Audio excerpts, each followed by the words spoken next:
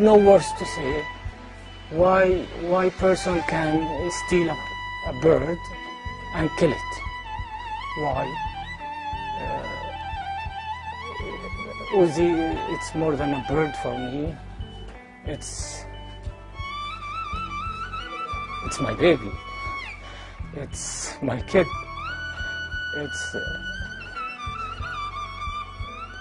I was doing everything to make this bird happy because he made us happy. He changed the atmosphere in the house.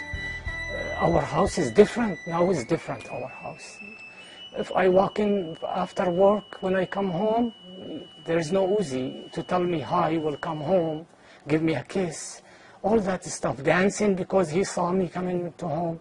When I leave to work, he gets mad why I'm leaving him going. He doesn't want me to go to work. Now we don't see that anymore. We can't hear him. It's all in the memory, imagination.